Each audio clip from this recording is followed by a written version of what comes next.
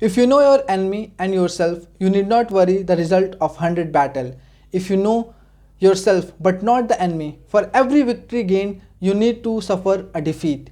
If you neither know yourself nor enemy, you will succumb in every battle. This was said by Sun Tzu, the great Chinese military general, also the author of The Art of War. And now you must be thinking why I am quoting him at this point of time. Friends, in today's video, I'll be talking about the exam analysis of NDA and NA. And this exam is not less than a war for you. If you want to become an army officer, a naval officer, or air force officer, you need to win this war. And to win this war, you need to understand the exam pattern. You need to understand your enemy, and that is your exam.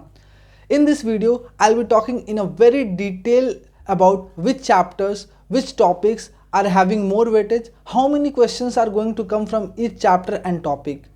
Before ending this video, I'll be also sharing you the last 1 month strategy for NDA. So please stay till the end of the video. I welcome you all to a new video by Officer's Mind. I'm ex-gentleman cadet Suraj Prakash Gupta, an ex-NDA and ex-IMA. I was recommended in my first attempt only. I also want to share, I know it's very tough जब आप अपने class 12th में होते हो और आपके board exam होते हैं, आपके पास IIT का भी एग्ज़ाम होता है. जब मैं भी प्रिपरेशन करता था 2015 में, तो ये सारी प्रॉब्लम्स मुझे भी फेस करनी पड़ती हैं. तब आपको एक स्मार्ट स्टडी करना होता है. और उस टाइम पे जो मैंने एनालिसिस किया था एग्ज़ाम का, जो मैंने स्ट्रेटेजी फॉलो किया था, वो मैं इस वीडियो में आप लोग के साथ शेयर करूँगा.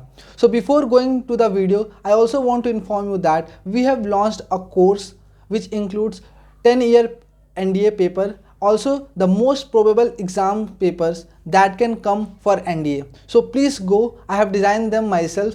Subscribe for it. It is going to help you a lot in your preparation. So without wasting much of the time, let's directly go to the topic. National Defense Academy, Naval Academy, complete exam analysis with last month strategy. This part is going to be very important, which I'll be covering at the end of the video. Friends, आज के time में कोई भी exam clear करने के लिए बस मेहनत करना इम्पॉर्टेंट नहीं है. मेहनत सही डायरेक्शन में करना बहुत इम्पॉर्टेंट है. मतलब आप मेहनत करो और आप सही डायरेक्शन नहीं होगा तो आपको कभी रिजल्ट मिल ही नहीं सकता. If we talk about NDA and naval examination, naval academy examination, total 6 lakh aspirants exam देते हैं, जिसमें सिलेक्शन फॉर SSB का कॉल केवल 8 to 9 के बच्चों को आता है. दैट इज समवेयर अराउंड 98.5% बच्चे रिजेक्ट होते हैं.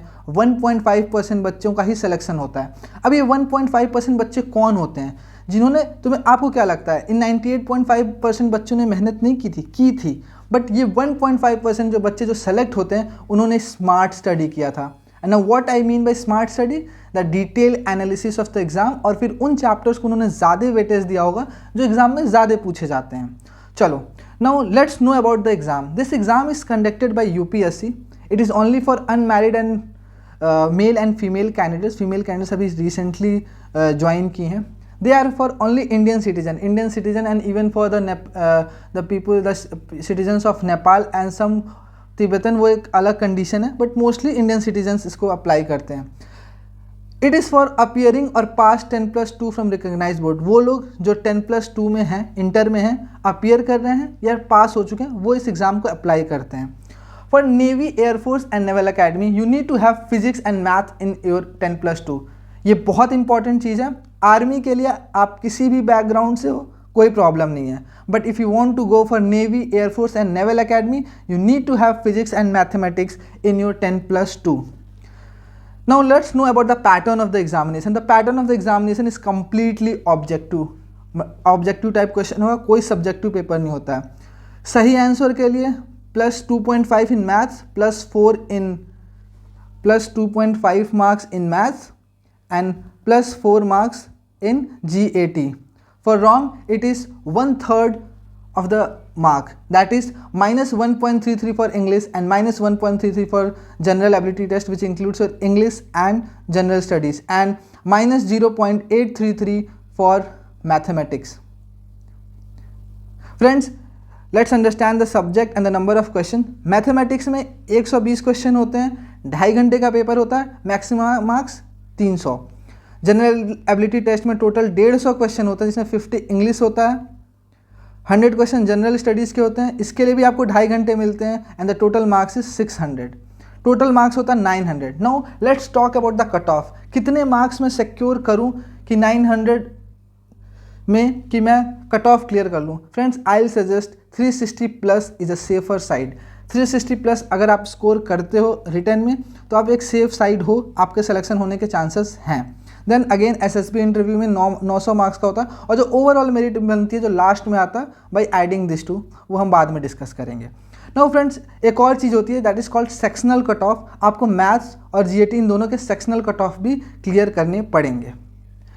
Now let's come to the picture, the main thing. Mathematics में टोटल 120 क्वेश्चन है। अब ये 120 क्वेश्चन कैसे डिवाइड होते हैं, कौन सा टॉपिक का सबसे ज़्यादा वेटेज होता है, आप इस ग्राफ से बहुत अच्छे से समझ सकते हो कि number algebra, trigonometry, differential calculus, ये एक इम्पॉर्टेंट चैप्टर्स हैं और इनमें सबसे ज़्यादा क्वेश्चन पूछे जाते हैं। नंबर अलजेब्रा में काफ़ी चीज़ें हैं, it's not just number algebra, it includes your sets. Sets में आपके 5 से 8 क्वेश्चन आते हैं सेट्स रिलेशन से। फिर आपके आते हैं 8 से 10 क्वेश्चन आपके कॉम्प्लेक्स नंबर से पूछे जाते हैं। फिर आपके अगर 4 से 8 question AP, GP, HP, arithmetic progression in सब से आते हैं और 8 से 10 क्वेश्चन आपके बाइनोमियल थ्योरम, लॉगरिथम इनके आते हैं। तो number algebra consist of all that part और इससे 25 से 30 क्वेश्चन आते हैं। Let's talk about matrices and determinant. इससे 4 से 12 क्वेश्चन आते हैं, कभी 4, 5 भी आते हैं, कभी ज़्यादा भी आ जाते हैं। Now what you are expecting in matrices and determinant? Matrices and determinant बहुत ही ईजी आता है। It is entirely based on 11th and 12th syllabus, कुछ उससे बाहर नहीं आता। So you can do it if you have covered your matrices and determinant in your 11th and 12th properly. फिर आता है ट्रिग्नोमेट्री। ट्रिग्नोमेट्री में पूरे 15 से 20 क्वेश्चन होते हैं। बेसिकली जो इस पर डिपेंड करता वो है सिंपल ट्रिग्नोमेट्रिक आइडेंटिटीज़ पे, रेशियोज एंड आइडेंटिटीज़ पे।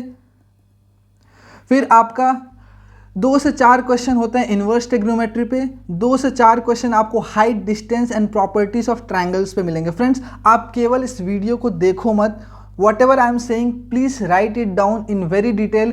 जब आप प्रिपरेशन करोगे आपको ये हेल्प करेगा। बस सुनने से काम नहीं चलेगा, आप अपना पेन उठाओ, एक पेपर उठाओ, जो भी मैं बोलूँ, किस चैप्टर से, ट्रिग्नोमेट्री से में भी किस किस टॉपिक से कितने कितने क्वेश्चन आते हैं, वो आपको जानना जरूरी है कि जब आप डिसाइड करो कि ये टॉपिक मुझे छोड़ना है या करना है, आप उसका वेटेज चेक कर सकते हो कि हाँ इससे कितने क्वेश्चन आते हैं and then you can take a right decision. Now let's talk about geometry which is includes both 2D and 3D। Friends, इसमें बात करें तो 4 से 9 क्वेश्चन, ज्योमेट्री में 4 से 9 क्वेश्चन आपके आते हैं रेक्टेंगुलर से, मतलब स्क्वायर, रेक्टेंगुलर, रोम्बस, इनके क्वेश्चन आएंगे। देन आपके आते हैं 2 से 5 क्वेश्चन आपके 3D डायमेंशन पे क्वेश्चन आएंगे। 2 से 3 क्वेश्चन आपके कॉनिक सेक्शन से आएंगे। 2 से 3 क्वेश्चन आपके सर्कल से आएंगे। तो अगर हम ज्योमेट्री की बात करें तो क्या क्या हमारे पास है? Rectangles, circle, conic section, 3D, इन सारे से क्वेश्चन आ सकते हैं, which include your mensuration also. So geometry भी एक बहुत इंपॉर्टेंट एंड स्कोरिंग प्लेस होता है। Now come to differential calculus. Differential calculus में 20 से 25 क्वेश्चन होते हैं। Now the best part of differential calculus होता है कि एक बहुत इंपॉर्टेंट सेक्शन है जो बहुत ज़्यादा वेटेज कैरी करता है। 10 से 12 क्वेश्चन सीधे आपके फंक्शंस, लिमिट, कंटिन्यूटी, डिफरेंशिएबिलिटी पे सीधे आते हैं and they are very easy, बिल्कुल ट्रिकी नहीं होते हैं, आपके बोर्ड लेवल के ही होते हैं। You can very well do that. Then 4 से 6 क्वेश्चन आपके आते हैं finding of maxima and minima. इसमें आते हैं आपके मैक्सिमा, मिनिमा से आते हैं क्वेश्चन, ठीक है। आपके फिर मैंने पहले कवर कर लिया लिमिट्स, फंक्शन से क्वेश्चन आते हैं। आप ये सारी चीज़ें लिखते जाइए कि आपको किस किस टॉपिक से इसमें क्वेश्चन आते हैं। देन 6 to 7 क्वेश्चन आपके आते हैं इंक्रीजिंग एंड डिक्रीजिंग फंक्शन से एंड बाकी फंडामेंटल ऑफ डिफरेंशिएशन और उसके एप्लीकेशन से क्वेश्चन आते हैं।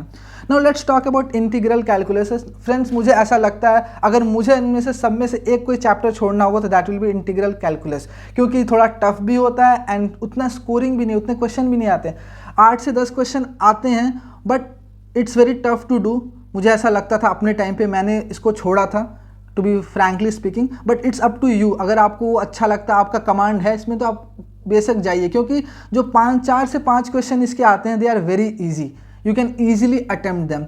You will get find question from definite and indefinite integral, और 4 से 6 क्वेश्चन आपको एरिया अंडर द कर्व्स में आते हैं. एक बहुत इंपॉर्टेंट टॉपिक, 4 से 6 question area under the curve, ये एक बहुत इंपॉर्टेंट टॉपिक है, वो भी आते हैं इसमें.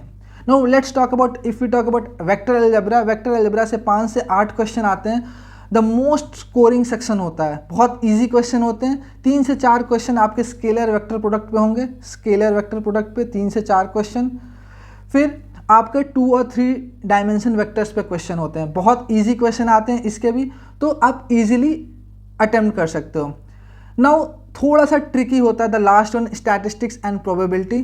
ठीक है, 8 से 10 क्वेश्चन इससे आपके आएंगे प्रोबेबिलिटी से, और 8 से 10 क्वेश्चन इससे आएंगे, 8 से 10 क्वेश्चन, और प्रोबेबिलिटी से आते हैं 8 से 10 question.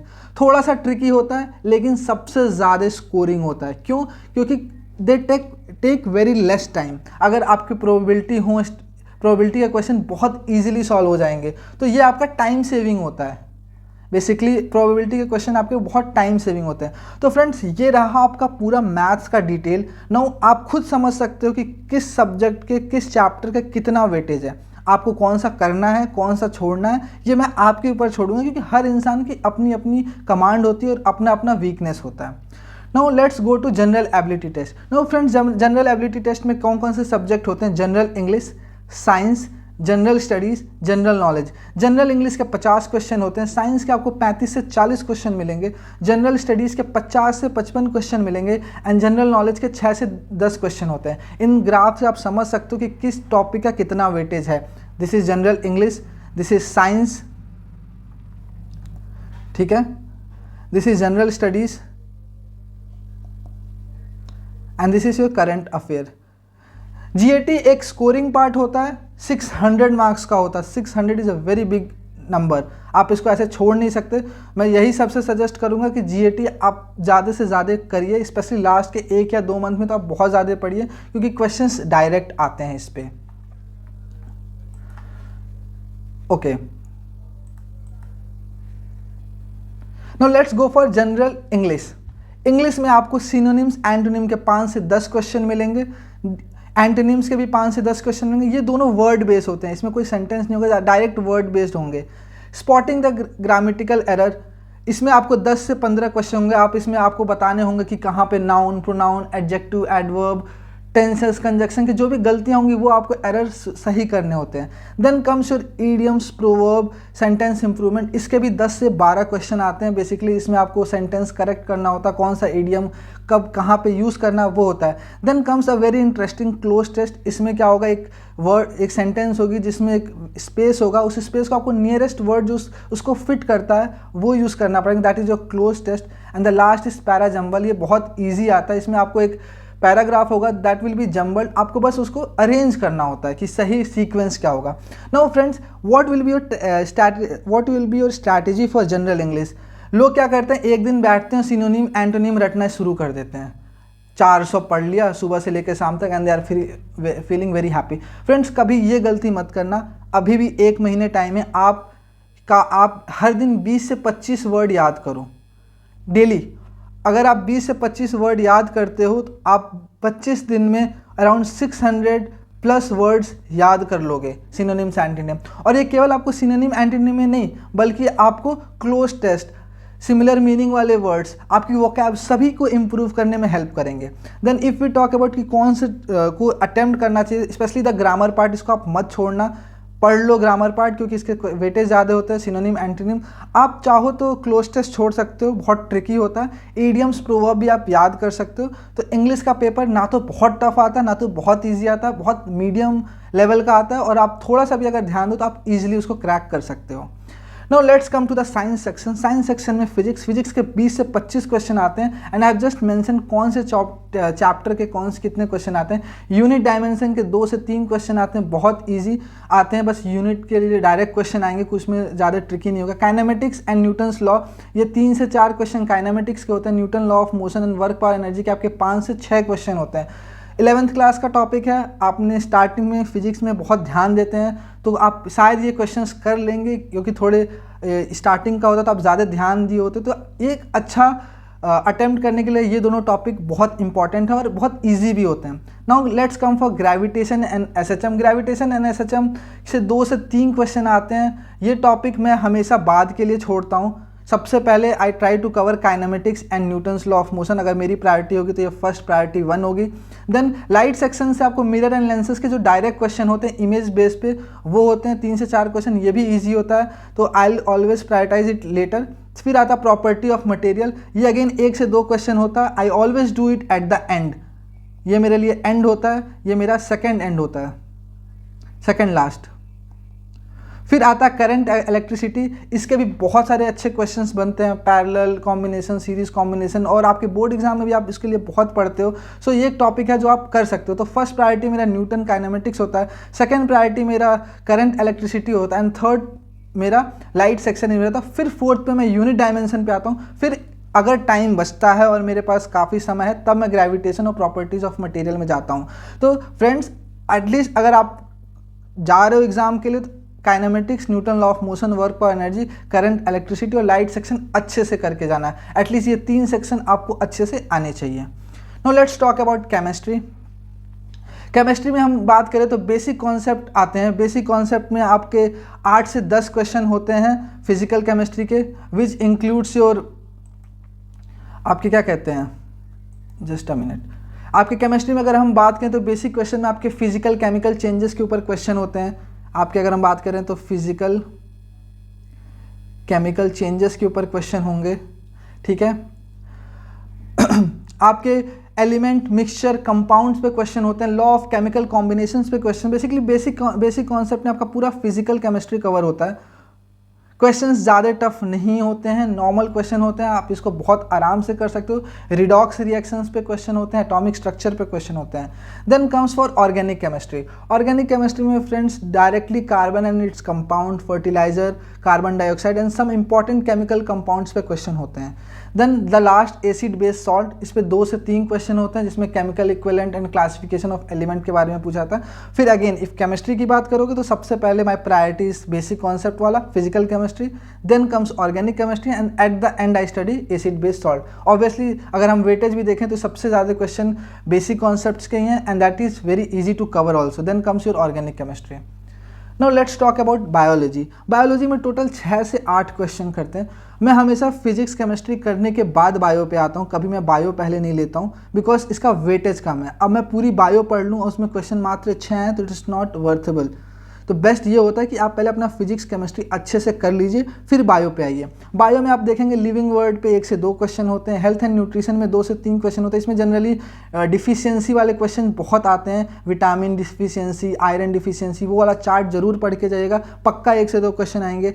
Genetics and cell biology में की अगर हम बात करें तो आपके उनसे ये क्वेश्चन पूछते हैं कि एनिमल और प्लांट की फिजियोलॉजी के बारे में और इकोनॉमिक, इन सब के बारे में, एनिमल एंड प्लांट के बारे में काफ़ी चीज़ें होती हैं। इकोनॉमिक जियोलॉजी, इकोनॉमिक बोटनी के भी क्वेश्चन 1 से 2 क्वेश्चन आते हैं। तो अगर मुझे बात की जाए केवल बायोलॉजी में मुझे एक टॉपिक पढ़ के जाना होगा तो मैं हेल्थ एंड न्यूट्रिशन पढ़ के जाता हूँ और जेनेटिक एंड सेल बायोलॉजी पढ़ के जाता हूँ बिकॉज इससे शायद 2 से 3 क्वेश्चन कवर हो जाते हैं, एटलीस्ट कभी कभी 4 क्वेश्चन भी कवर हो जाते हैं। सो मेरा स्ट्रैटेजी बायो के लिए होता है कि हेल्थ न्यूट्रिशन और जेनेटिक एंड सेल बायोलॉजी में पढ़ के जाऊँ, बाकी दोनों को अगर मेरे पास टाइम बाद में बचेगा तब दूंगा, क्योंकि this all are lengthy topics, काफ़ी लेंदी टॉपिक होते हैं, इसके वेटेज ही मात्र 1 से 2 क्वेश्चन आते हैं।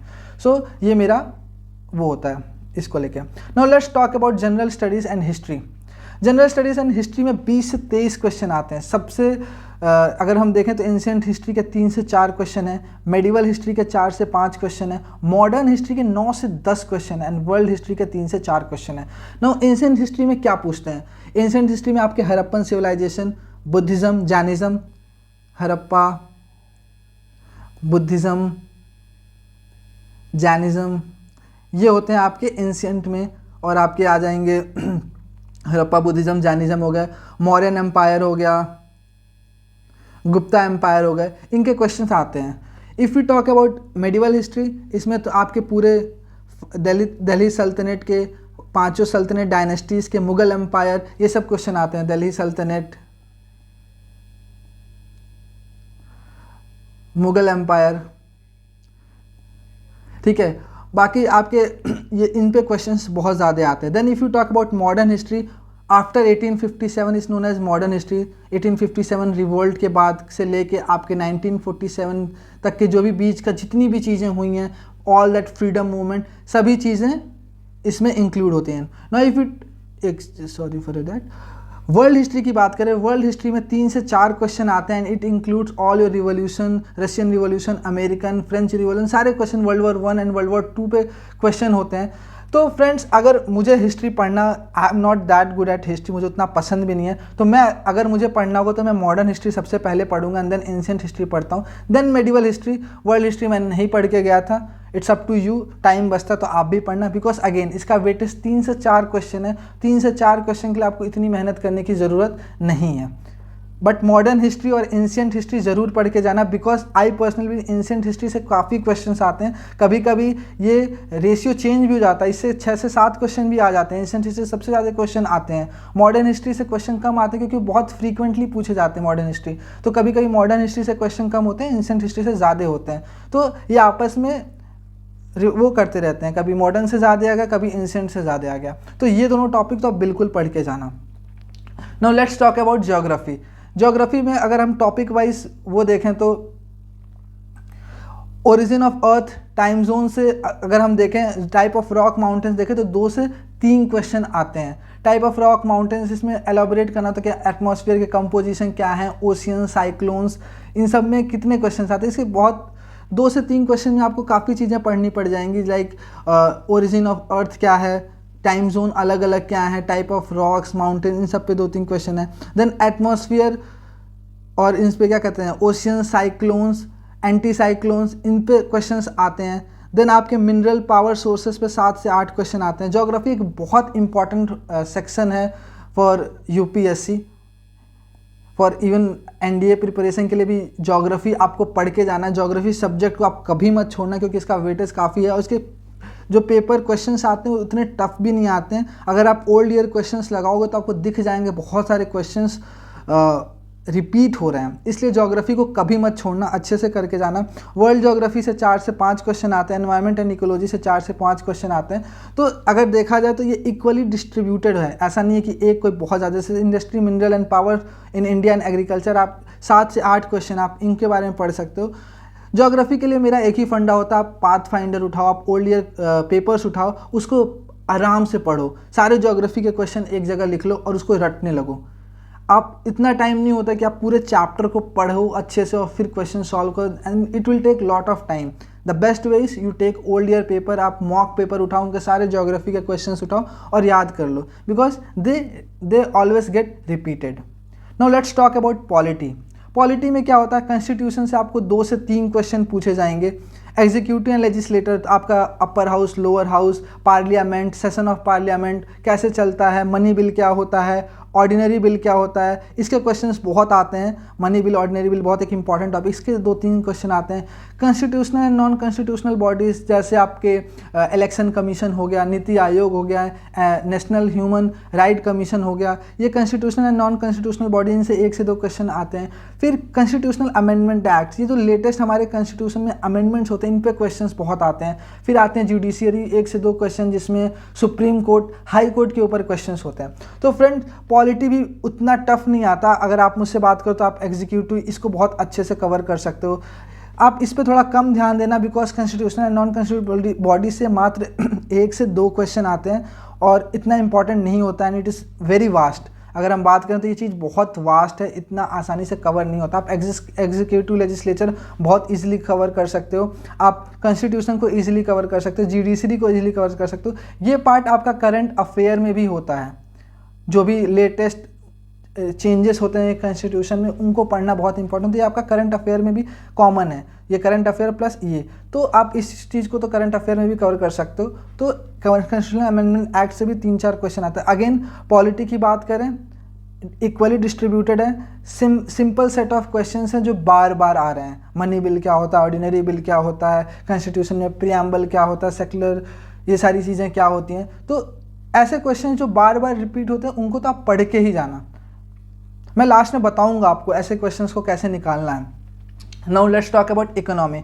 इकोनॉमी से 5 से 6 क्वेश्चन आते हैं। Economy also includes your current affairs, जो भी करंट अफेयर्स में इकोनॉमिक कवर होता है, फॉर एग्जांपल अगर हम बात करें बजट सेशंस आने वाले हैं, जो भी चीज़ें हो रही है उन पे भी क्वेश्चन सीधे आते हैं, इंडियन इकोनॉमी के बारे में, फिर आपका जीडीपी क्या होता है, ये सारी क्या है, सोशल इकोनॉमी के बेसिक क्वेश्चंस आते हैं, इकोनॉमिक प्लानिंग इन इंडिया क्या है, पोवर्टी, डेमोग्राफिक, नेशनल इनकम, इनके डिफिनीशन पे सीधे सीधे क्वेश्चन आ जाते हैं, बैंकिंग सेक्टर इन इंडिया क्या है, आरबीआई के बारे में क्वेश्चंस आ जाता है, फिर आपके उनके इसमें करंट अफेयर्स में पूछ सकता है कि who is the governor of RBI, repo rate क्या होते हैं, ये सारी चीज़ें आपको पढ़ना है। गवर्नमेंट पॉलिसीज़ एंड स्कीम, ये यूपीएससी का फेवरेट है, इस पर पक्का क्वेश्चंस आते हैं, गवर्नमेंट पॉलिसीज एंड स्कीम, तो आप ये पक्का पढ़ के जाना। और अगेन इकोनॉमी के लिए मैं सेम कहूँगा, ओल्ड ईयर पेपर कोई बुक उठाओ, उसके सारे इकोनॉमी के क्वेश्चंस आप रटने लगो। देखो जब एग्ज़ाम इतना वास्ट होता है ना तो क्वेश्चंस रिपीट होते हैं, क्योंकि आप पूरा सिलेबस नहीं पढ़ सकते A to Z, आपके पास सारे सब्जेक्ट कवर करने का टाइम नहीं होता। आप कुछ सब्जेक्ट में मास्टर कर सकते हो और बाकी सब्जेक्ट्स को आप उनके इम्पॉर्टेंट क्वेश्चन को कर सकते हो। अब ये इंपॉर्टेंट क्वेश्चन कैसे पता चलेगा? हमने खुद अपने ऐप पे कोर्स लॉन्च किया जिसमें हम सारे ओल्ड ईयर पेपर और मोस्ट प्रोबेबल पेपर्स डाल रखे हैं, जिसमें हमने यही किया। उससे आप वो सब्सक्राइब करो, आप उसमें से सारे इंपॉर्टेंट क्वेश्चन निकालो, इकोनॉमी के जितने क्वेश्चन उनका एक सीट पे लिख लो, उनको रट लो। आई कैन बेट 5-6 में से आपके 4 क्वेश्चन उसमें से पक्का आएंगे and you will make it correct. तो विदाउट स्मार्ट तरीके से पढ़ो, ना कि आप पूरी इकोनॉमी की बुक उठाओ, आप 11th की इकोनॉमी पढ़ लो, 12th की इकोनॉमी पढ़ लो, मात्र 5 से 6 क्वेश्चन के लिए। आपको सिलेक्शन पाने के लिए 360 प्लस स्कोर करना है और 5 से 6 क्वेश्चन के लिए आप इतनी मेहनत करके आप उतना ज़्यादा टाइम बाकी सब्जेक्ट्स पर जिनका वेटेज ज़्यादा है वो ज़्यादा आपको स्कोर करेंगे, क्योंकि ये इतना वास्ट है कि आप कितना भी पढ़ लो श्योरिटी नहीं है कि आप जो पढ़ के जा रहे हो वही क्वेश्चन आएंगे कि नहीं। तो उन टॉपिक्स पे ज़्यादा फोकस करना चाहिए, जैसे 20 से 25 क्वेश्चन जिन टॉपिक्स के आ रहे हैं, 10 से 15 क्वेश्चन आ रहे हैं, उनको आप पहले कंप्लीट करो, फिर इन पे आओ। Now the last one is GK and current affair। GK and current affair में क्या क्या इंक्लूड होता है? नेशनल एंड इंटरनेशनल इवेंट, जो भी नेशनल और इंटरनेशनल इवेंट्स हो रहे हैं आप उनको लिखते जाओ। Person in news, sports, places, awards, book and author, ये भी बहुत फेवरेट है, book and authors and awards. अब मैं एक तरीका बताता हूँ, जीके एंड करंट अफेयर्स आप कैसे पढ़ते हो। मैंने बहुत लोगों को देखा कि यूट्यूब पे खोल लिया, सुन रहे हैं उसको। भाई सुनने से कुछ नहीं होता है, आप कितना भी सुन लो वो कोई फ़ायदा नहीं है। आप आज रहेगा, कल रहेगा, परसों पक्का उसको भूल जाओगे। आप हमेशा जब भी आप YouTube पे वीडियो या कहीं पे भी करंट अफेयर्स पढ़ते हो, आप एक छोटा सा नोटपैड लो, वो सारी चीज़ें लिखते जाओ। लिख के आराम से अपना एक सेट बना लो, अपना एक नोट्स बना लो करंट अफेयर्स का। अगर आप ये डेली बेसिस पे 5 से 10 मिनट करते रहोगे ना, 15 मिनट, तो आप लॉन्ग टर्म में देखोगे आपके पास एक अच्छा खासा खुद की मैगजीन जैसी कुछ तैयार हो गई है। और आप जब एग्ज़ाम जाने वाले उसके 3 दिन पहले, 5 दिन पहले आप उसको रिवाइज़ कर लो। आप बस में हो, ट्रैवल कर रहे हो, तब भी आप उसको रीड कर सकते हो। तो ये तरीका होना चाहिए करंट अफेयर्स को कवर करने के लिए। आप करंट अफेयर्स आप ओल्ड ईयर पेपर से नहीं कर सकते, बिकॉज ये चीज़ें चेंज होती रहती हैं। इसका एक ही स्ट्रैटेजी है, जो भी है आप इतने ढेर सारे आपको यूट्यूब पे चैनल्स मिल जाएंगे। इवन हमारे ऐप पे भी हम अपने करंट अफेयर्स डालते हैं, 500 क्वेश्चन, 300 क्वेश्चन। आप उन सारे क्वेश्चंस को एक जगह लिखो, फिर उसको याद करने की कोशिश करो। Now the most important part, the last month strategy. ये कैसे करना है फ्रेंड्स? कोई भी एग्ज़ाम को क्लियर करने के लिए एक स्ट्रैटेजी बनाना चाहिए। और जो आप अभी स्टेट में हो ना, जब एग्ज़ाम बस 1 महीने बचा होता है, बहुत दिमाग में बहुत कुछ चल रहा होता है, एग्ज़ाम दूँ ना दूँ, इस बार छोड़ देता हूँ, मेरे बोर्ड भी हैं वो भी इम्पॉर्टेंट है, IIT का एग्ज़ाम है वो भी इम्पॉर्टेंट है। तो आधी लोग ना, आधी जनता, हाफ पॉपुलेशन यहाँ पे बैटल हार जाती है, यहीं पे गिव अप कर देती है। कभी भी इस स्टेज पे गिव अप मत करना। 1 महीने बचे, देखो गिव अप करने से क्या होगा, एट मैक्स क्या होगा, वैसे भी सिलेक्शन नहीं होगा, गिव अप करोगे तो भी सिलेक्शन नहीं होगा। खुद को अच्छा फील कराने के लिए गिव अप मत करो। Fight, it is a war, at least लड़ो तो, अपनी हिम्मत दिखा के जितना कर सकते हो करो। क्या पता कट ऑफ कम जाए, तुम्हारे वो क्वेश्चंस आ जाए जो तुमने पढ़े हो, सिलेक्शन हो जाए। तो प्लीज़, अब 1 महीना बचता है तो बहुत लोग गिव अप करते कि इस बार नहीं होगा। वो खुद ही डिसाइड कर लेते, खुद ही सोच लेते हैं कि यार इस बार तो नहीं होने वाला। प्लीज़ वो गलती आप मत करो, आप लास्ट मोमेंट तक लड़ो एंड कोशिश करो ज़्यादा से ज़्यादा पढ़ने की। और अपना ये टाइम है जब आप अपना फुल एक्सेलरेटर दबा के पढ़ाई करो। स्टार्ट गिविंग मॉक्स, सबसे इंपॉर्टेंट चीज़ है। 1 मंथ में आप आज ही पहला, अगर आप मेरी वीडियो आज देख रहे हो, आज ही रात में पहला मॉक दो। उससे क्या होगा, आपको एक अपने बारे में पता चलेगा कि मेरा कौन सा टॉपिक प्रिपेयर्ड है, कौन सा टॉपिक प्रिपेयर्ड नहीं है। और लोग क्या करते हैं, बस मॉक देख के या तो खुश हो जाएंगे या तो सैड हो जाएंगे। क्यों? या तो बहुत अच्छा जाएगा या तो बहुत बुरा जाता है। Friends, mocks is not your final test, it is just a dry test. Dry test मतलब आपको चेक करने के लिए आप कितने अभी प्रिपेयर्ड हो, अभी 1 महीना है। एनालाइज योर मॉक, सबसे इंपॉर्टेंट चीज़, जब तक आप मॉक दे रहे हो, एनालाइज नहीं कर रहे हो तो कोई मतलब नहीं है। आप ये देखो कि कौन सा चैप्टर, कौन सा टॉपिक मेरा स्ट्रांग है, कौन से क्वेश्चंस हो जा रहे हैं, कौन से क्वेश्चंस मैं नहीं कर पा रहा हूँ, उनका एक लिस्ट बनाओ, उनको दोबारा पढ़ो। ये नहीं कि जो प्रिपेयर्ड हैं, जो अच्छे से हो रहे हैं, उन्हीं के क्वेश्चंस आप बार बार लगा रहे हो, कोई मतलब नहीं है। आप एक टॉपिक जो हो रहा है उसको 25 बार लगा लोगे तो नंबर तो 4 ही क्वेश्चन आएंगे, तो 4 ही के मिलेंगे। उन टॉपिक्स पे ध्यान दो जो आपसे नहीं हो रहे। इसलिए मॉक्स को एनालाइज करना बहुत इंपॉर्टेंट है। हमारे ऐप पे ऑफिसर्स माइंड पे हमने रिसेंट में ही मॉक टेस्ट सीरीज़ और ये सारी चीज़ें अपलोड की हैं, आप उसको सब्सक्राइब करो, जाके देखो और अप्लाई करो। हार्डली 100 रुपये कुछ नहीं होता, you can take that course. आप उसको आप मॉक दो, आपको समझ में आएगा आप कहाँ कहाँ गलतियाँ कर रहे हो। Solve questions of previous year question से क्यों, मैंने बताया ना, इकोनॉमी हो गया, पॉलिटी हो गए, इनके क्वेश्चंस 4 से 5 से 6 होते हैं जो रिपीट हो रहे हैं। जब आप लास्ट ईयर के कम से कम 5 साल 7 साल के पेपर लगाओगे ना, आपको खुद ही समझ में आएगा क्या क्वेश्चन आने वाले हैं। Focus on the topic whose weightage is more. जब 1 महीना बचता है, अगर आपके पास 1 महीना पढ़ना है तो आप क्या करोगे, अब उन क्वेश्चंस को पढ़ने का कोई फायदा नहीं जिनका वेटेज 1 से 2 क्वेश्चन का है। वो टॉपिक पढ़ो जिनमें 10 क्वेश्चन 8 क्वेश्चन आ सकते हैं, वो स्कोरिंग पार्ट होते हैं, आप उन पर मेहनत ज़्यादा करो।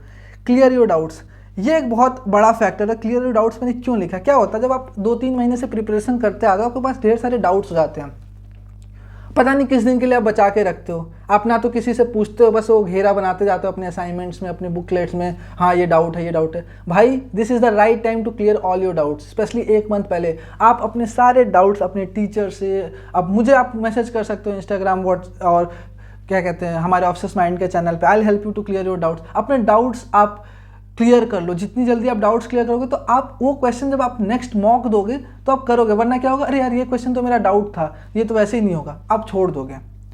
Revise the topic which is troubling you. उन टॉपिक्स को आप मत रिवाइज करो बार बार जो आप आ चुका है, उन टॉपिक्स को करो जिसमें आपको मॉक देने में, मॉक के टाइम आपको जिन टॉपिक्स में प्रॉब्लम हो रही थी, आप उन पे मेहनत करो। मोर एम्फेसिस ऑन करंट अफेयर्स। अब जब 1 महीना बचता तो आपके रटने वाले काम स्टार्ट हो जाने चाहिए। आप अपने करंट अफेयर्स पढ़ो, अपने जीएटी के ढेर सारे क्वेश्चंस प्रैक्टिस करो, रटो, क्योंकि ये अब रिटेन करने वाला है। अब 3 महीने पहले जो चीज़ रटे होगे वो एग्जाम तक नहीं रहती हैं, लेकिन अब जो चीज़ें तुम याद करोगे वो एग्जाम के लास्ट दिन तक रहेंगी। इंक्रीज योर स्टडी आवर्स, बहुत इंपॉर्टेंट फैक्टर भैया। It is all about the end में आपको फुल एक्सेलरेशन के साथ अपनी मेहनत करनी है। अब वो नहीं टाइम है कि पढ़ लेंगे, टाइम है कर लेंगे, नहीं। अब दिन रात एक कर दो, बस पढ़ाई पे आपका फोकस होना चाहिए। सारी चीज़ें वेट कर सकती हैं, लेकिन ये एग्ज़ाम और आपका टेस्ट और आपके टाइम ये वेट नहीं करेगा। आपको इसको टाइम देना होगा। तो अपने स्टडी आवर्स बढ़ा दो, जो पहले 5 थे अब वो 8 कर दो, 8 थे तो 10 कर दो। देखो कोई किसी का फिक्स टाइम नहीं होता कि मैं तो 5 घंटे पढ़ता हूँ। It is not sufficient for anyone, it depends upon person to person. कुछ भी हो ये जरूर करना, अपने आवर्स अब इंक्रीज कर दो। Stop revising those topic which you have mastered. मैंने ऑलरेडी बता रहा हूँ, उन टॉपिक्स को प्लीज़ मत बार बार रिपीट करो जो आप अच्छे से करते हो। आप एक ही टॉपिक को 10 किताबों से लगा के हीरो बनने से कुछ नहीं मिलेगा, क्वेश्चन उससे 4 ही आएंगे। आप उन टॉपिक्स पे अभी ध्यान दो जो आपसे नहीं हो रहा है। Do lots of question. अभी टाइम खत्म हो चुका है कि आप थियोरी पढ़ो बहुत सारे। मैथ्स में मैंने देखा कि मैथ्स के नाम पे लोग थियोरी उठा के बुक थियोरी पढ़ने लगते, नहीं, अब क्वेश्चन लगाने की बारी आई है। कैसे क्वेश्चन लगाओगे, ओल्ड ईयर उठाओ, मॉक उठाओ, उसके जो क्वेश्चंस आते हैं ना जिस टाइप के, सेम टाइप के क्वेश्चन ढूंढो और लगाओ। सेम टाइप के क्वेश्चन आप बार बार लगाओगे क्योंकि वही एग्जाम में वही टाइप के क्वेश्चन आएंगे। बेसिक क्वेश्चन लगाने से भी कोई फायदा नहीं है। सो एग्जाम्पल, अगर आप परसेंटेज चैप्टर है, आप निकाल लो हाउ टू फाइंड परसेंटेज। अब भाई उसको अभी करने से कोई फायदा नहीं है क्योंकि अब बेसिक का टाइम ही नहीं है। आप वो क्वेश्चंस करो जो सच में एग्जाम में आने वाले हैं, वो जो आएंगे एग्जाम में, आप उस पर फोकस करो। मॉक का एक और इंपॉर्टेंट चीज़ बता दूं, why mock is important before any exam. कम से कम आप 8 से 10 मॉक देना एग्जाम देने जाने से पहले। फ़ायदा क्या होता है, मॉक से मैं आप एग्जाम देते हो ना, आप छोटी छोटी गलतियां करते हो, आप कभी आपका कंसंट्रेशन लूज होता है, आपकी सिटिंग हैबिट नहीं होती है, आपको ढेर सारे प्रॉब्लम्स होते हैं। जब आप मॉक देते हो तो वो सारे प्रॉब्लम्स आपको पता चलते हैं और आप उसको एलिमिनेट कर लेते हो मेन एग्जाम से पहले। वरना मेन एग्जाम में ये सेम प्रॉब्लम आएंगी तो आपको दिक्कत हो गई। आपको अपना टाइम बना लेना चाहिए। देखो एडमिट कार्ड आ चुका है तो आप अपना टाइम बना लो, अगर आपका पेपर कौन से शिफ्ट में है, क्या है, कितने घंटे बैठने की, वो सारी चीज़ें आपके दिमाग में मेंटली प्रिपेयर्ड होना चाहिए। अगर आपका सुबह 8 बजे से पेपर है तो आप डेली अब हैबिट बनाओ 8 से 9 बजे सुबह उठ के एग्जाम देने की। कई लोग होते हैं रात भर जगते हैं, दिन भर सोते हैं। अब आप ये बताओ, जब आपका एग्जाम होगा तो आपको दिन में नींद आएगा, क्योंकि आपकी हैबिट रात में जगने की है। अब 1 महीने बचे तो अपने आप को मोल्ड करो उस पेपर के लिए। फिर जो भी छोटी छोटी गलतियां हो रही हैं, जो भी जैसी भी गलतियां होती हैं, आप कई बार होता है कि आप फॉर्मूला भूल जाते हो कि प्लस था कि माइनस, माइनस था कि प्लस था, वो सारी आप मॉक में सुधार सकते हो, उन चीज़ों को रिवाइज कर सकते हो। एंड जब आप मॉक की एनालिसिस करते हो तो बस देखो मत, उसको लिखो, अपनी सारी गलतियां लिखो और उनको टिक करो। जब वो सही हो जाए तो उनको टिक करो, तभी आप अपने सारे प्रॉब्लम्स को इरेडिकेट करके, और अब जब मेन एग्जाम होगा आप उसमें अपना बेस्ट दोगे, आप बहुत कॉन्फिडेंट रहोगे। क्यों? जब मॉक में आपने सेम क्वेश्चन सॉल्व किया होगा, सेम टाइप का क्वेश्चन अब एग्जाम में आता है ना, तो आप एक्स्ट्रा 20% एक्स्ट्रा माइंड से क्वेश्चन सॉल्व करते हो, क्योंकि आपको अंदर कॉन्फिडेंस होता है कि यार मैंने ये तो क्वेश्चन किया हुआ है। So that's all about this video, about all the strategies and everything. कोई भी आपको किसी टाइप का डाउट हो, please write in the comment section. You can directly message me also on officers mind as well as my personal page. So thank you. Happy learning.